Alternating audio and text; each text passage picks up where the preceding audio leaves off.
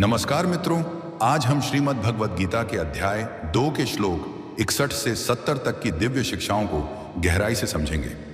ये श्लोक हमें बताते हैं कि कैसे इंद्रियों पर नियंत्रण, विवेक का प्रयोग और भीतर की शांति ही सच्चे सुख की कुंजी है। भगवान श्री कृष्ण यहाँ हमें आत्म संयम, ध्यान और स्थिर बुद्धि का मार्ग दिखाते हैं। आइए एक एक श्लोक को विस्तार से समझते हैं, रोजमर्रा की जिंदगी के उदाहरणों के साथ। श्लोक 61। तानि सर्वाणि संयम्य युक्त आसीत मत्परः वशे ही यस्येन्द्रियाणि तस्य प्रज्ञा प्रतिष्ठिता कृत्यनान। अर्थ, जिसके द्वारा इंद्रियां वश में हैं और जो मन से मुझ में स्थित है वही स्थिर बुद्धि है। समझाइश, इंद्रियों को नियंत्रित करना सिर्फ रोकना नहीं है बल्कि सही दिशा में लगाना है। जैसे गाड़ी के ब्रेक, बिना ब्रेक गाड़ी हादसे कर सकती है, पर ब्रेक का सही प्रयोग गाड़ी को सुरक्षित मंजिल तक पहुंचाता है। उदाहरण, मान लीजिए आप परीक्षा की तैयारी कर रहे हैं। इंद्रियां कहेंगी चलो मोबाइल चलाते हैं, गेम खेलते हैं, लेकिन जिसने इंद्रियों को वश में किया है वह मन को पढ़ाई पर टिका कर रखता है। श्लोक 60 से 63।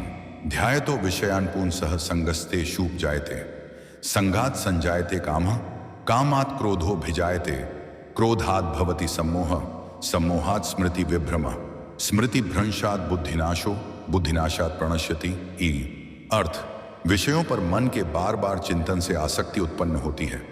आसक्ति से कामना, कामना से क्रोध, क्रोध से मोह, मोह से स्मृति भ्रंश, स्मृति भ्रंश से बुद्धिनाश और बुद्धिनाश से पतन हो जाता है। समझाइश, ये मनुष्य के पतन की मनोवैज्ञानिक श्रृंखला है। 1 विषय पर ध्यान, 2 आसक्ति, 3 कामना, 4 क्रोध, 5 मोह, 6 स्मृति भ्रंश, 7 बुद्धिनाश, 8 विनाश। उदाहरण, एक छात्र सोचता है मुझे फोन चाहिए, बार बार सोचते हुए आसक्ति हो जाती है।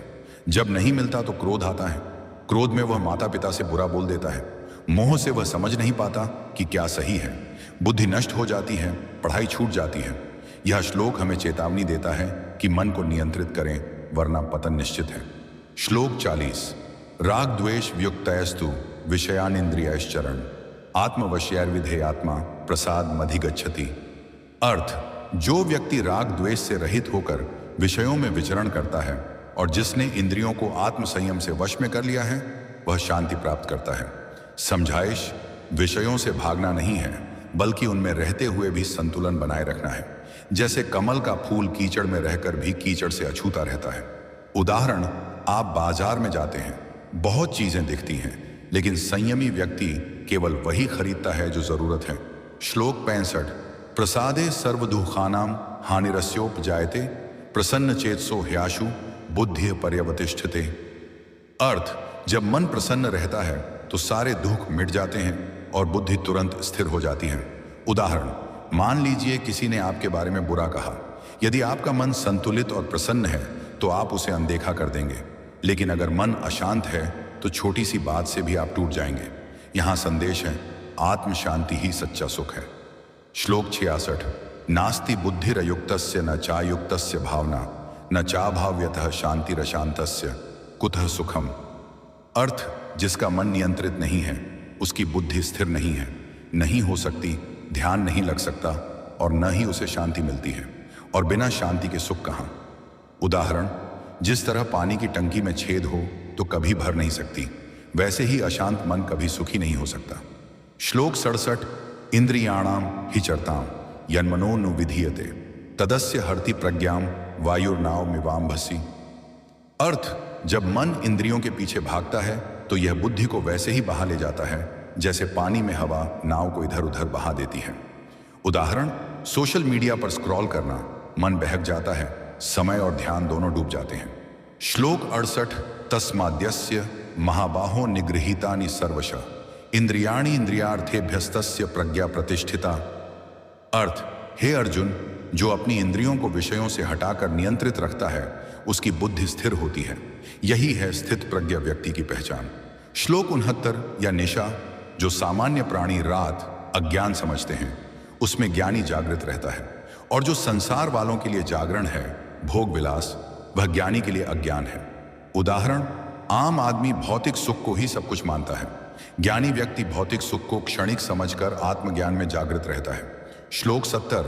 आपूर्यमाणमचल प्रतिष्ठम समुद्र मापः प्रविशन्ति यद्वत् तद्वत् कामा यम प्रविशन्ति सर्वे स शांति मापनोति न काम कामी। लन अर्थ, जैसे नदियां समुद्र में मिलती हैं पर समुद्र अपनी मर्यादा नहीं छोड़ता, वैसे ही जिसकी इच्छाएं शांत हो जाती हैं वही शांति को प्राप्त करता है। उदाहरण, आप कितनी भी तारीफ करें, समुद्र की तरह स्थिर व्यक्ति न तो फूलता है न ही दुखी होता है। लोभी व्यक्ति कभी शांत नहीं हो सकता, लेकिन संयमी व्यक्ति समुद्र की तरह स्थिर रहता है।